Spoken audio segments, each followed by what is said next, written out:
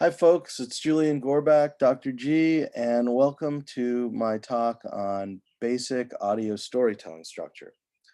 And what I'm going to do in this talk is just give you some examples and explain, several different types of story structure that you can do. Um, and to get started, um, I want to say that overall, regardless of what storytelling structure you decide to go with, central characters are really, really important.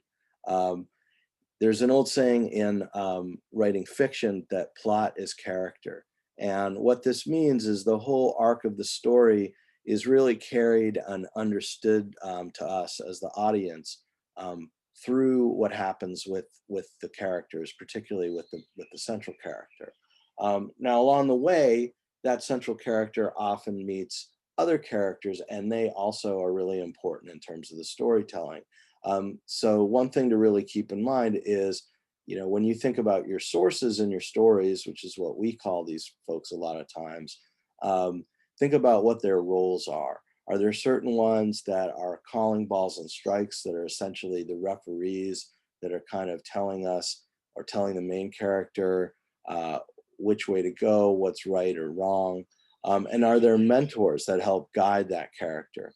Um, and then underlying all of that, are there certain ideas or information that are the main points that are coming through? So having said that, what I'm going to do today is really focus on four different types of story structure. Now, a number of these overlap in a number of different ways. And one of the points that I'm going to make is that you can mix and match. So you don't have to really just commit to one storytelling structure, but it's worth thinking about and understanding what each of these storytelling structures are. Um, so to begin with, we've covered already in class alternative leads and nut graphs. We've practiced that and we'll continue to practice that semester. And that's one story structure in itself. So if you guys recall from maybe what we've done together, the idea of the alternative lead and nut graph is that we find some kind of a hook, some kind of a little story that captures the audience's attention, grabs them, and brings them in, what we might want to call a grabber. That's the alternative lead part of the alternative lead and nut graph structure. Now, what's the nut graph? The nut graph is the paragraph. So graph is short for paragraph. Sometimes it's more than just one short paragraph. Sometimes it's a couple, depending on how long the overall piece is. But the nut graph is the part where we learn why we're here, why we're learning about this story, what the story is about, why the story is important. And we're generally offered some context to understand the bigger picture issues at stake. So that's alternative lead and nut graph. And since we're covering that, not in the slide, but together as a class and practicing it, I'm going to leave that aside. So I'm going to get to the second idea, which is against all odds. And actually, this second idea overlaps with the first. So to give you an idea of both the against all odds structure and the circular structure, I want to play a story called Peacocking, which is an award-winning story, but it's put together by a college student. So this is what it sounds like. Peacocks are notoriously noisy birds, so when I visited Noah's Landing, a small zoo in Coates, North Carolina, to record some peacocks and peahens, the girl birds, I figured something would happen quickly. I was wrong, and after 2 hot mid-morning hours of chasing peacocks and peahens with a microphone and nothing but some flapped wings and footsteps to show for it, I was a little miffed. I even busted out my best peacock call, for nothing but a haughty glance from these fashionable birds. By now, you're probably wondering why I spent a whole morning tailing peacocks. Well, scientists are trying to learn more about why peacocks have those curious tails, because in some ways, those huge feathers make it harder for the peacocks to survive. You wouldn't try running away from a predator wearing a $500 suit. But those tails are useful for attracting peahens, just like that $500 suit may help you get a date by selling you as a classy individual. UNC biology professor Maria Servideo says this idea initially confused biologists. Darwin was the first one to really point out, at least in the literature, that there were these traits that just seemed like they couldn't be explained by helping the individual survive. And so sexual selection is what he came up with as a reason that these traits might be there. That process of sexual selection breaks down like this. Some animals develop flashy appearances or sounds for the sole purpose of letting others know that they are good breeding stock.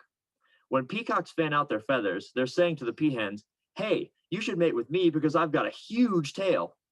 Instead of survival of the fittest, it's survival of the most fashionable. Servideo says, though, that sexual selection is far from fully understood.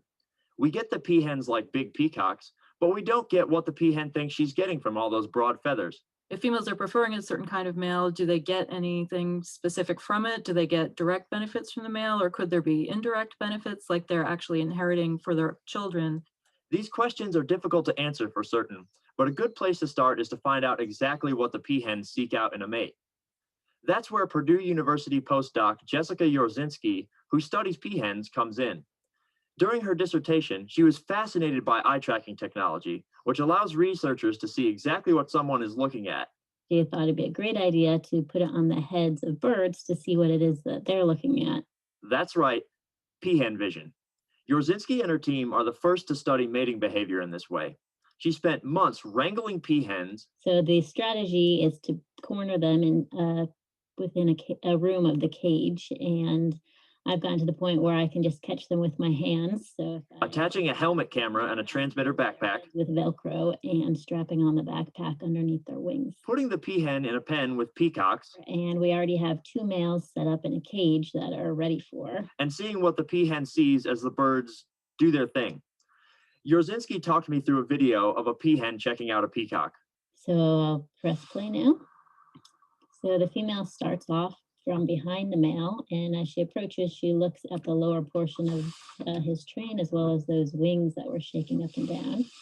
And eventually the male turns to face her, so she sees the front part of his display. She looks at a squirrel that goes by, then back to the male's display.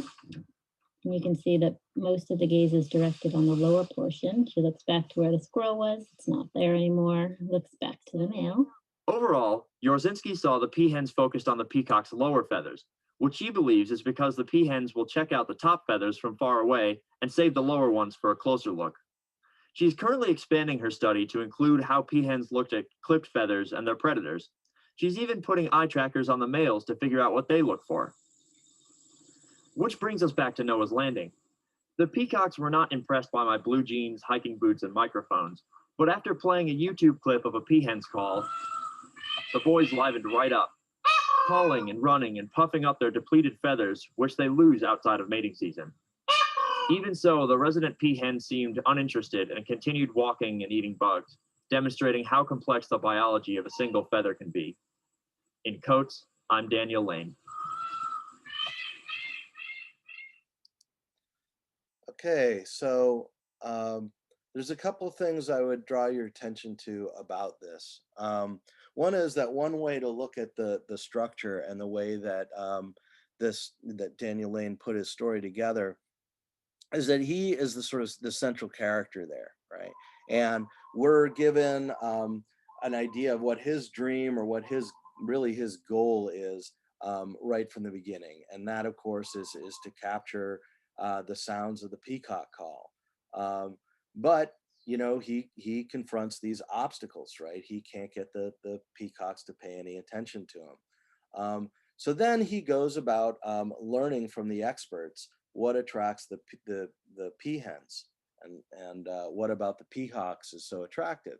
And so those folks are his guides on the journey he goes on. And then of course we get back to where he comes up with a solution and is able to achieve his goal of getting the peahens to all come around, or the peacocks, I should say, all come around. So another way to look at the structure that he's got going on here is to say that it's also circular, right? It's like you guys have seen in many films or in television shows where the story opens with a certain scene or a certain moment of suspense. Maybe a guy is right on the edge of a ledge of a building or some dramatic moment like that. And then we sort of flash back and the whole story unfolds. That's basically the body of the movie or the show. And then at the very end, we return to where we began. So it's circular. Okay.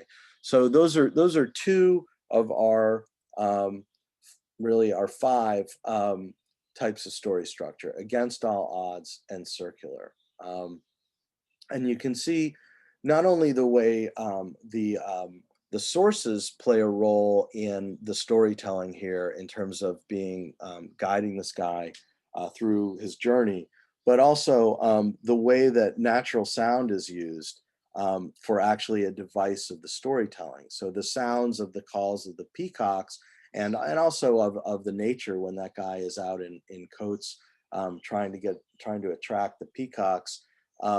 Those all serve the storytelling. So that's what you want to do with that, with the noise or with the natural sound in your stories. You want to find ways to use it to tell the story, right? The next type of structure that I want to talk about would be called the problem solution one.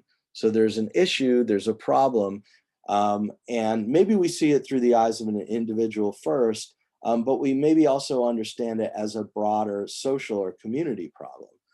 And so let me play you an example of that, where we have a problem and there's discussion of what the solution would be.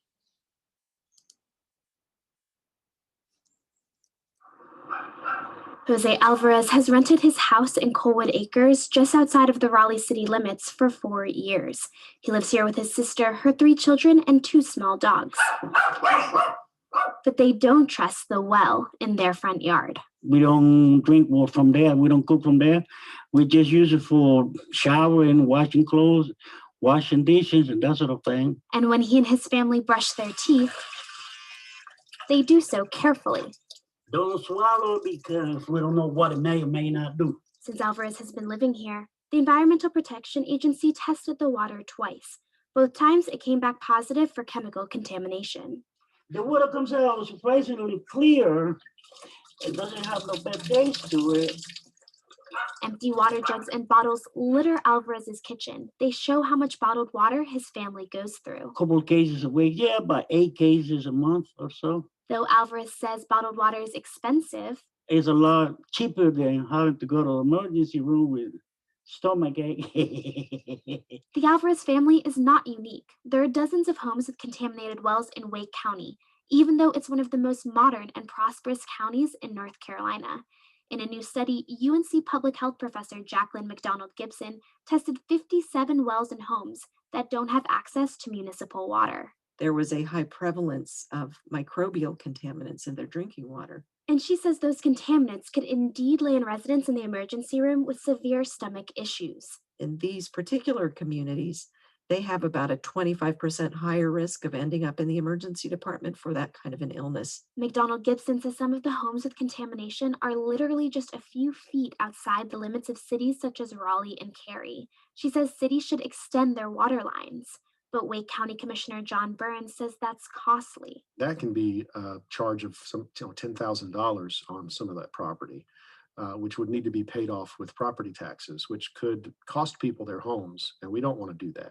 Burns recommends individual filtration systems as a more effective option. They cost less. The state helps low-income residents pay for them, and they don't force a whole neighborhood to pay for city water, where some people might not want it. You can see the line in the yard where the well goes down. That's the case for Ed McDougall. He lives in a neighborhood where the UNC researchers found some contaminated wells, but he says his tested okay. And you can hear the pump running. McDougall has no desire to pay for city water.